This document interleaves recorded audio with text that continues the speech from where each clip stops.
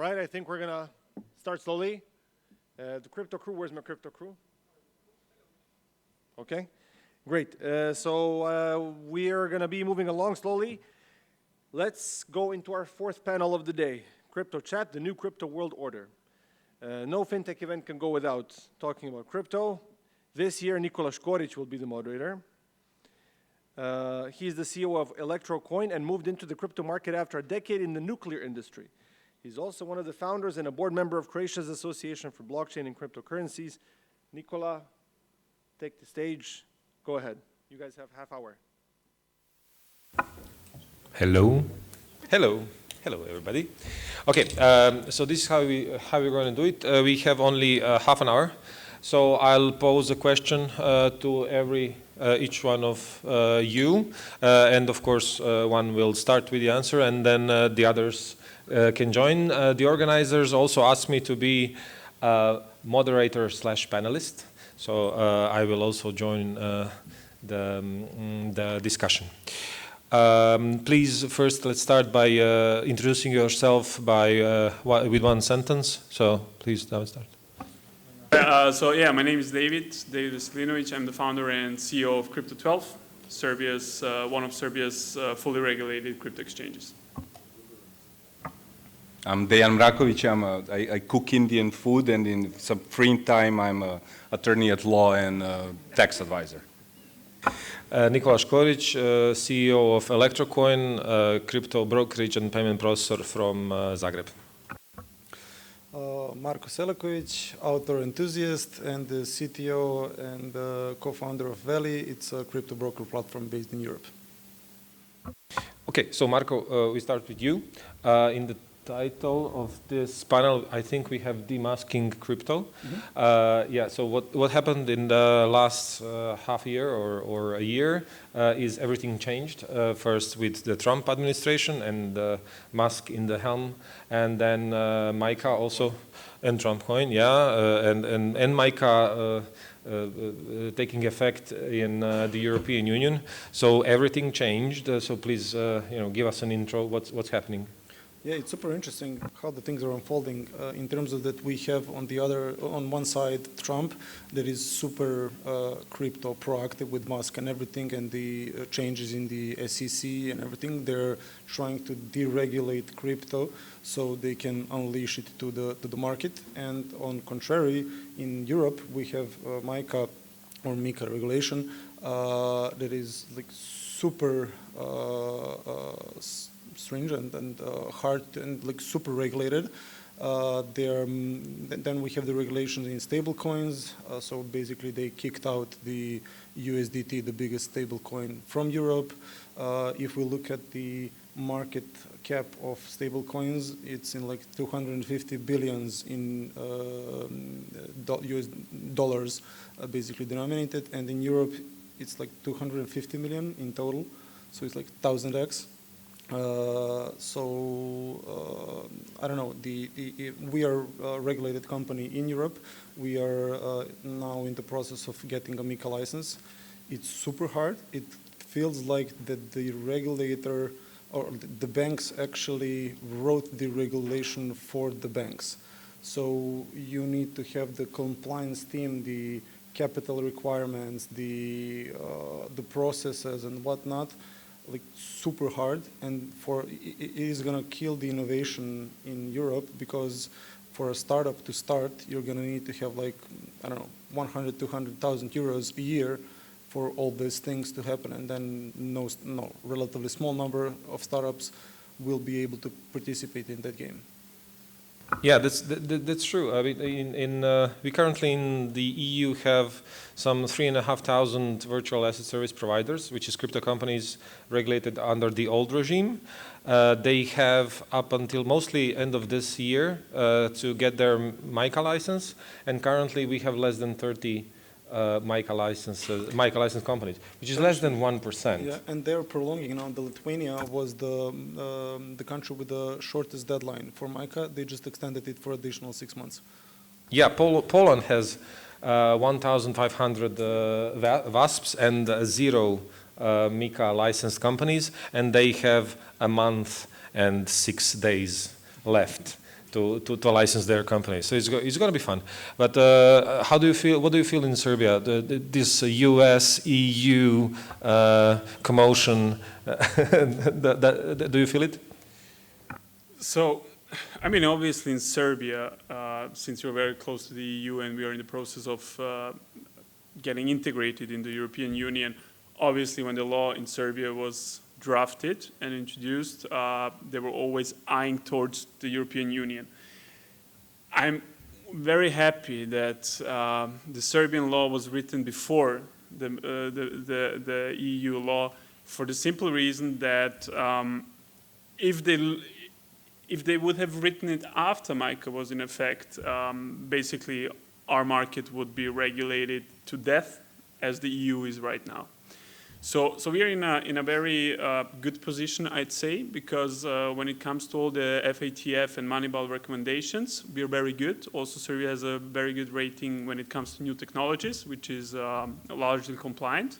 Right now, there's another evaluation. We will see how that goes, but we don't expect Serbia to be downgraded. So we are following the international rules without over-regulating. I mean, you were just, Marko was just talking about USDT. We still can process USDT in Serbia. We haven't heard, or we haven't seen or heard that anything's going to change in those regards. So we're very happy about that. We also have more and more clients coming from the EU which are holding USDT and have trouble off-ramping it within the EU. So for us, it's a lucky position. I'm happy that Serbia took that stance in the first place. Yeah, a few years ago when I was here, a lot of your colleagues in the industry, they were crying about how hard is the new regime now that you see MiCA. It seems those were crocodile tears, because now it seems that the Serbian regime was is a much better placed. Yeah, definitely. I think it's a middle way. But what we have to keep in mind in Serbia, the way the law is written, there's a lot of discretional power, let's say, by the regulators. In our case, it's the Serbian SEC and the National Bank. So they left room on purpose, I think, so that they can test out waters, see what works, what doesn't work for them as regulators. And their number one goal is just to stay as compliant as possible with FATF or with Moneyball. So I think that's a pretty good approach, especially for a new industry like crypto, where you're still not sure how it's going to go, what can hurt us as a country, and what will benefit us. So it's kind of it's a slow process. I was talking with Dan about that, because he's always complaining it's too slow. I always say, yeah, well, it's better than still standing, because we had still standing for 20 years. So now we're at least moving. So I think that's a good thing. Dan, what do your clients say? No, it's a great thing when you have a license. Then it's great. So we have, how many licenses is there on the market? 2. All right. So it really is great. I mean, we were regulated before EU, which is awesome, which is fantastic for the history books, because the way the environment is changing in digital assets or crypto, I think we're right now sleeping while the world is changing, and that's something that constantly hits us. I mean, when we were the kingdom, I'm not sure if we were with your country or without your country. Anyways, we were a kingdom at that time. We also had a stock exchange. Now our stock exchange is dead. I mean, someone is trying to revive the body. They partially succeeded like a couple of months ago with the green bonds of one of the really successful Serbian companies. And that was a really successful thing for the capital markets, but that's it. So it's not a capital market, it was a capital event. So someone's trying to revive the capital markets because we were sleeping since the First World War. Now we have, a regulation good for the history books, but since then we are just sleeping, and nothing much is changing. And there is voices, and there is smart voices that are, raising issues, but no one's hearing. That's one thing. And then there is obviously the central bank, the Bić Božji in Serbia, which is all right, which should keep the monetary stability of Serbia, and that's great. But you know, if you see what's going on in the world, it just doesn't make sense to take things too slow. What I would do is organize. We had one very successful thing since 2012, 13, 14 that changed a lot of regulations in Serbia. That was delivery units that were trying to join forces between different authorities to make task groups or forces to change things. I think it's really ready for the National Bank and for the SEC and for the tax authorities and gaming authority, and I don't know how many authorities to join forces to have a group that's going to work 24/7. I don't know, put them on amphetamines, do whatever, but those people should not sleep. They should actually look on what's going on in the world. Yeah, one of the fronts that's being opened right now in this divide is definitely, you know, the stablecoin market. Just in the last few weeks, we've seen so much action in the stablecoin industry. For instance, Circle announced their Circle payments network, whatever. They're basically trying to replace, you know, SWIFT with the blockchain. We saw CBDC panicking about U.S. stablecoin dominance in Europe. So it seems, you know, there's a lot happening there. David, can you comment on that? If we think about the US, right, they're the world power for the last, what, 70, 80, 100 years, I don't know. The number one power is still the US dollar. And what the administration before Trump didn't understand is that you can't stop stablecoins. You cannot stop stablecoins. You cannot stop crypto adoption. Now the new administration understands it, and that's why they're taking an open stance. That's very, very, very calculated. It's not because they like crypto or blockchain or whatever. They know they cannot stop it, like you couldn't stop Uber and Yandex and all the transportation apps. When the technology advances, you can't stop it. They got it. Now they're trying to utilize it as much as possible, and that's a smart thing to do. I mean, just the dollar is only worth as much as it's being held by other people. Just imagine through stable coins how much debt stable coins there are that will never see daylight again, and they can just reprint new ones without crashing the price. So that's for a country one of the best things that can happen. I'm very sad that in Serbia, the way the regulation and the law is right now, there's absolutely no possibility to make a stable coin, which is a pity. I know that regulators have started to think about it, and I hope that's going to happen quick. Because just imagine, you know, having your RSD coin. We might be able to attract foreign money into RSD because also RSD is pegged to euro. I mean, I'm just telling what the possibilities would be. You could attract foreign currencies into RSD by creating a RSD coin. And not only that, if we also then talk about crypto processing where you can buy your, I don't know, your eggs or toaster or kaleidoscope, whatever you want, with RSD coins, it's going to be quick, it's going to be easy, it's going to be cheap and secure. All of that you will not have with fiat.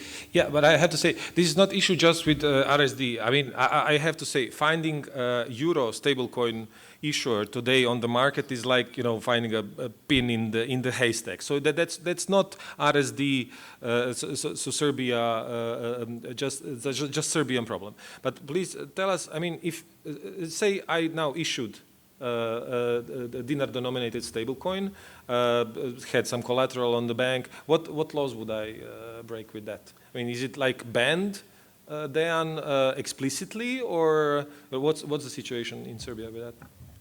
No, so we're not talking about the central bank RSD. No, right? we are talking about a blockchain token denominated in Serbian dinars. If we did it, I mean, we can do it right now here in 5 minutes, you know? Right. If we did that, which law would we break?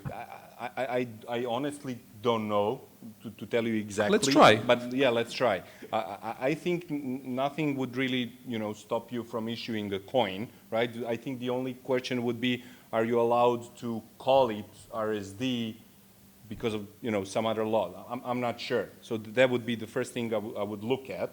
Can you call it a dinar or RSD? That's one thing. I don't see reasons, you know, anything else that will stop. Yeah, I'll just tell you from practically speaking, when we were exploring it. So basically, you're not allowed to make any coin that is directly or indirectly connected to the value of another fiat currency. So even if you were to make a euro coin or a dollar coin or mix a basket of different coins, you will not be allowed to do it. Like you said, I can go to the Bahamas now, I can open a company, open a bank account, and receive RSD there and issue RSD coins. Sounds very easy, is almost impossible. For one reason, and that's because you need to receive RSD. And as soon as the banks are not allowed to process any payments which are connected to that, so that's how it's enforced. So yes, you're breaking a law, number one. Number two, you won't be able to move around the fiat funds. And I think that's a pity because I think it would be great if some RSD got out of the country into even foreign bank accounts, because that means that the currency is used, which is good for a currency at the end of the day. Do you think the Serbian digital dinar would have the market? Because it's like a hidden dragon skriveni zmaj of the Serbian economy.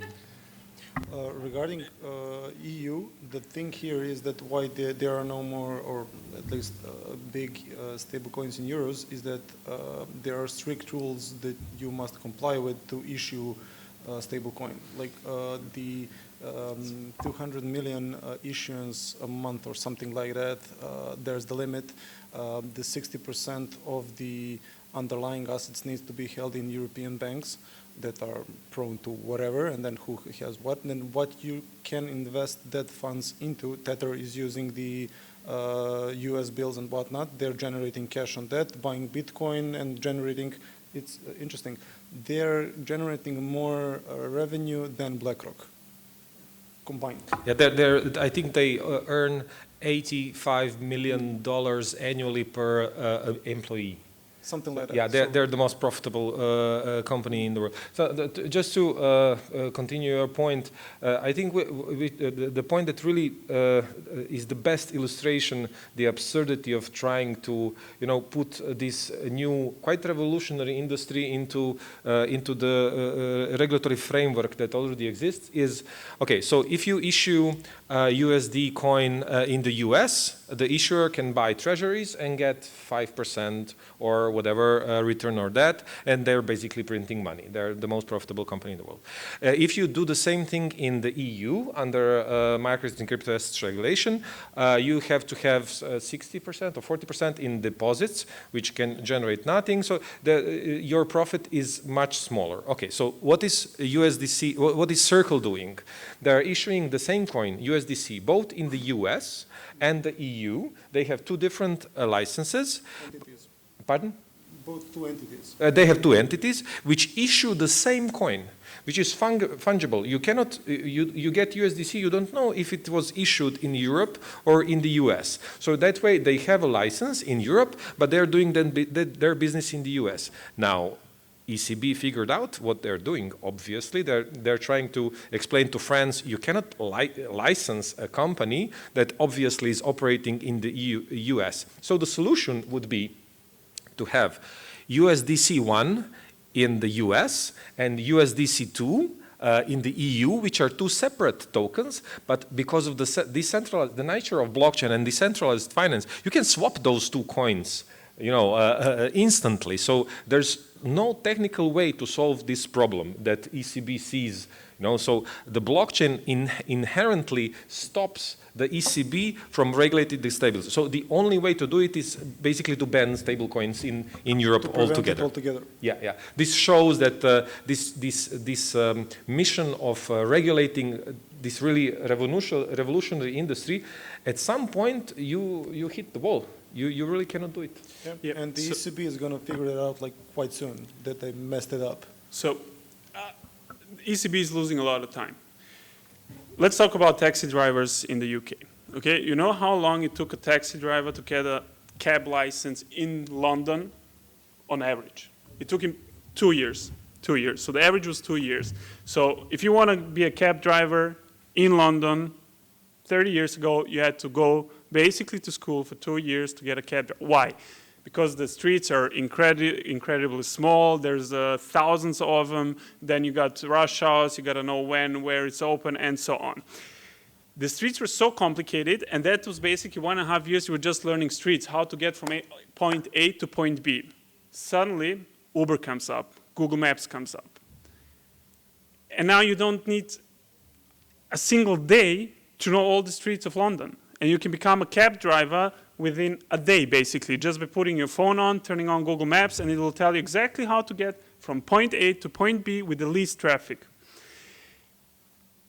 When Uber first came, obviously everybody was trying to stop it, and then they tried to semi-stop it, and but it keeps evolving, and then at one point you understand that the technology is so good that you can't do it. So them trying to do USDC 1, 2, 3, that's just losing time, because it's inherently fixing a very important problem.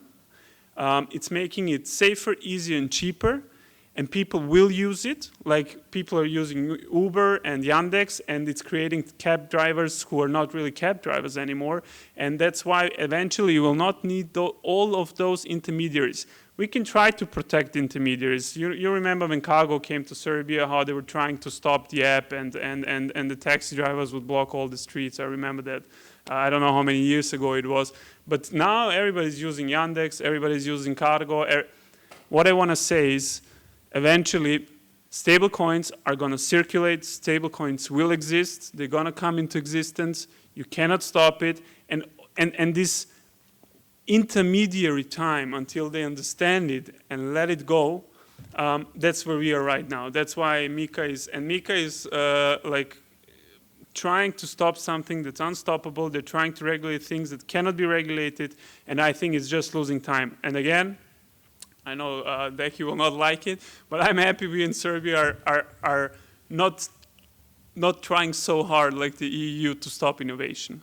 We are not. We are not the US, I agree, but we are also not completely trying to stop it. Dan, what do you have to say on that? I think, yeah, well, I agree to a certain point that MiCA is, centralizing blockchain, which is ridiculous, right? And I agree on that point. But the only thing that makes sense to me in regulating crypto is, AML, KYC, or travel rules in MiCA, right? So we have KYC, we have AML, and we should really be strict about it. That's fine. As far as for the travel rule, we have the rule, but we don't have the travel. So that's the problem in Serbia. I mean, how many? There is still, Ptičica told me that there is still a bank that wouldn't allow transfers from the crypto exchange to the bank account. There is one bank that specifically disallows that still, although the law says they have to, that it's fine, right? I won't tell you which bank it is. It starts with A, ends with Alta. But there is still a bank, we're talking about a travel rule, and the banks don't allow traveling. So what are we doing? Maybe that's a question for you. I'll be really quick. I agree, but let's be honest. Here in Serbia, that's the only bank I know of that wouldn't allow crypto-related transactions in RSD and the national currency. But I just came back from Dubai, which is a great crypto hub, and you got the VARA license and everything bling bling. Doesn't work in practice. Excuse me? Yeah, what does that mean? I haven't met one company with a VARA license that has a bank account. So basically, this is like giving you a license to open a bakery, but you can't use, you can't sell bread. That's basically the thing. And that's happening in the Emiratis, in the UAE. That's so great and so beautiful, and you hear constantly how the crypto hub is over there, etc. Not a single bank account. I talked to 10 different ones who had a VARA license. They paid up to 500,000 for that license, and they can't do anything. So in Serbia, I agree. It's 100% of the banks should be on board. There are still some figuring things out. Also, the bank you mentioned, I'm sure, apparently they will also start accepting payments. Maybe they're just not ready with their compliance department. But generally, we don't have any problems transacting internationally. There is even a payment code for digital assets in Serbia, which is amazing. So they can exactly track how much volume is happening in Serbia that's crypto related. So yeah, again, I don't want to say it's perfect here, but it's definitely not the worst. In the last 5 minutes, I want us to switch back to the most important question, and that's really, mainstream adoption. why are we doing all of this?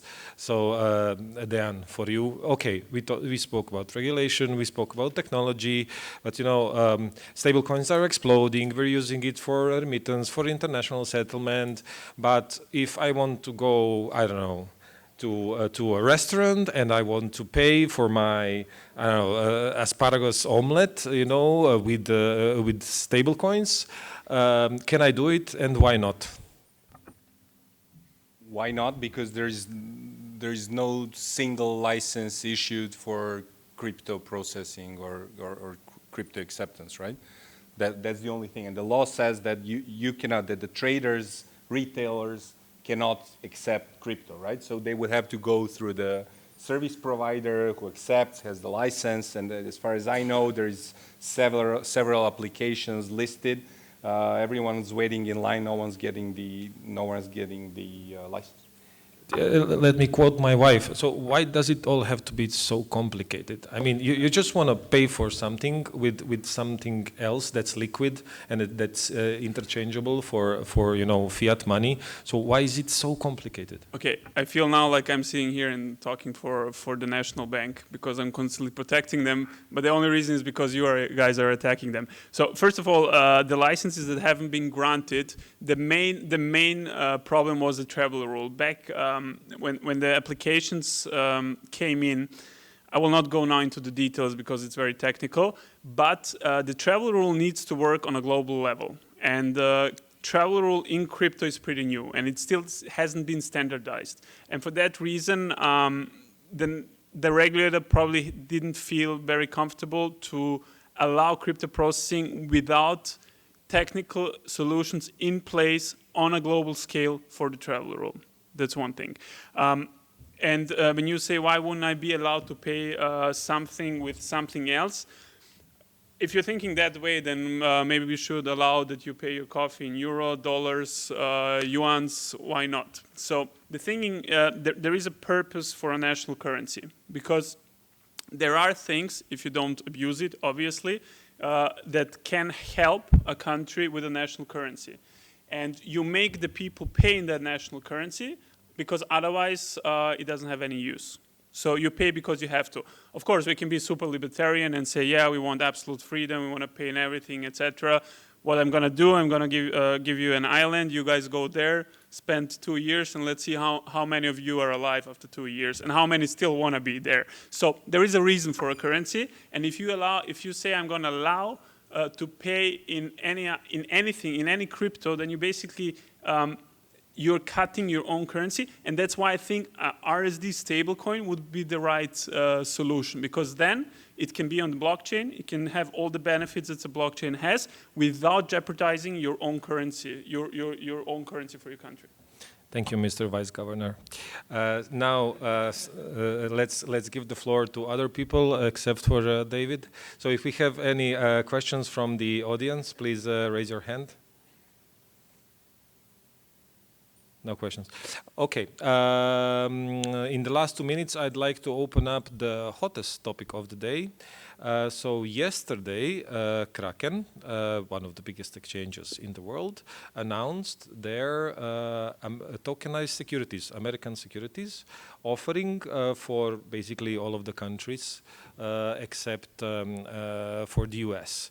Also, the real-world assets tokenization surged to new all-time high of $22 billion in May, marking a 10% increase in just 30 days.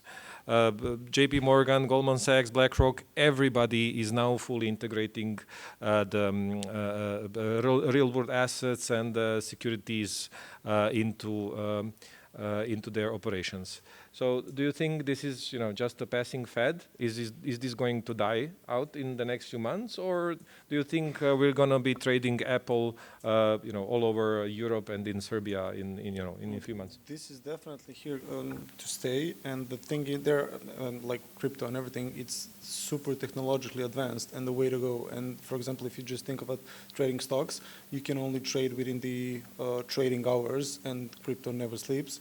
The same thing is going to be with the tokenized assets. There's no reason for it to be unavailable during the weekend or stuff like that. It's going to be cheaper, more available, faster, all things that crypto already gives us. So yeah, definitely here to stay, but it has even more legal implications compared to just crypto. So my honest opinion that real world assets are gonna come, but not in the next like 6 months or a year, but in like 5 to 10 definitely are here to stay. And one thing is that I talked with several people, the SPV thing is holding things back, and once we go to like full blockchain from day one, that is when it's gonna upscale. Yeah, a few days ago I would agree with you because 2 weeks ago I spent a few hours trying to buy a tokenized security, so you wouldn't have to, and I failed. I'm a EU citizen, and I basically was not able to go through with the biggest tokenization platform. I'm not talking